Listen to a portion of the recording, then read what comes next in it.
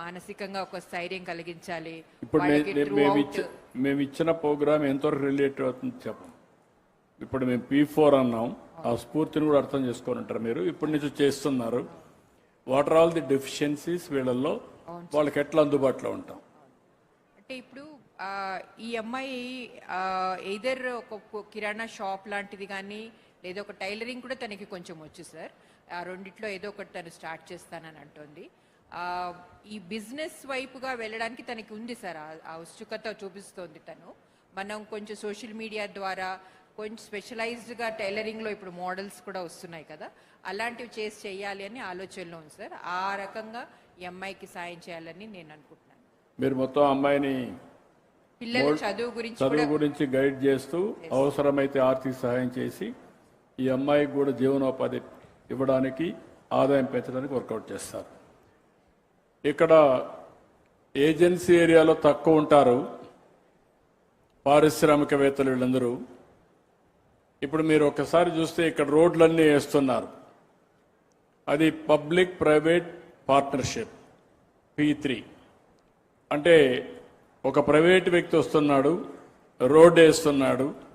ఆ రోడ్డు మీద పేదవాళ్లకు ఫ్రీగా ఇచ్చి కార్లు, బస్సులు ఇవన్నీ వస్తే డబ్బులు కూడా ఛార్జ్ చేస్తారు. ఆ డబ్బులతో వాళ్ళు పెట్టిన పెట్టుబడి పే చేసుకొని కొంత ఆదాయం కూడా వస్తుంది.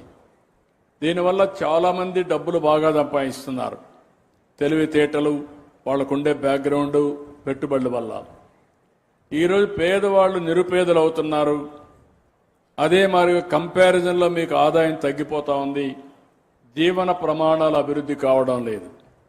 నేను ఈరోజు మీకు చెప్పాను, సూపర్ 6 ఇస్తున్నాను, ఎలక్షన్ మేనిఫెస్టో ఇస్తున్నాను.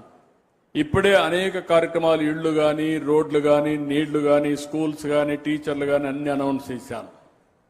మీ అడవుల్లో ఆధారంగా కాఫీ కానీ, పెప్పర్ కానీ, లేకపోతే పసుపు కానీ ఇలాంటి పంటలు కూడా చేసి బయట వాళ్ళని కూడా తీసుకొచ్చి మార్కెటింగ్ ఎస్టాబ్లిష్ చేస్తాం. అదే సమయంలో వ్యక్తిగతంగా పైకి రావాలంటే మీ కుటుంబాలు, ఎవరైతే సమాజం వల్ల పైకి వచ్చినటువంటి హై నెట్వర్త్ ఇండివిజువల్స్ టాప్ 10%ని మార్గదర్శకులుగా ఉండమన్నాను. ఎవరైతే సమాజంలో అందరికంటే వెనకానుంటారో ఒక 10%, 20%, వాళ్ళందరినీ దత్తత తీసుకోమన్నాం. వాళ్ళకు నేను ఇచ్చే కార్యక్రమాలన్నీ ఇస్తున్నాం. బియ్యం ఇస్తున్నాం. నేనైతే మీరు చూస్తే PDS కూడా మళ్ళా ఇంకొక స్టెప్ ముందుకు పోయి, మీరు ఆ షాపు కూడా పోలేరనే ఉద్దేశంతో ఎవరైనా వృద్ధులు కానీ, వికలాంగులు కానీ ఉంటే వాళ్ళ ఇంటికే డెలివరీ ఇచ్చే విధంగా కూడా ఏర్పాటు చేశాను 26, 30 లోపలనే. తర్వాత మిగిలిన వాళ్ళు నెలంతా కూడా ఆ షాపు పోయి తెచ్చుకుంటారు.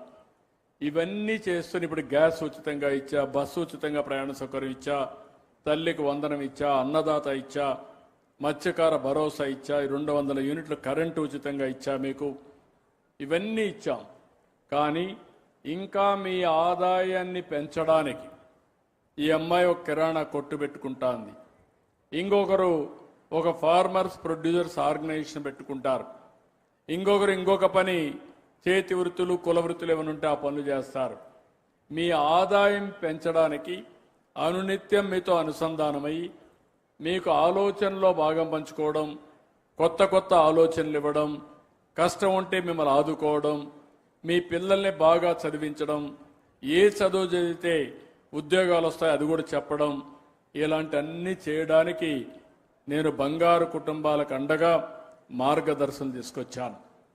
రాష్ట్రంలో మీరు చూస్తే 15 లక్షల కుటుంబాలు బంగారు కుటుంబాలుగా, ఒక 2 లక్షల మంది దగ్గర మార్గదర్శకులుగా చేరుతున్నారు. ఈరోజు నా వల్ల చాలా మంది పైకి వచ్చారు. కొంతమంది పారిశ్రామికవేత్తలు అయ్యారు, కొంతమంది విదేశాల్లో ఉద్యోగాలు చేస్తున్నారు, కొంతమంది విదేశాల్లో కంపెనీలు పెట్టారు. వాళ్ళందరినీ రమ్మంటున్నా.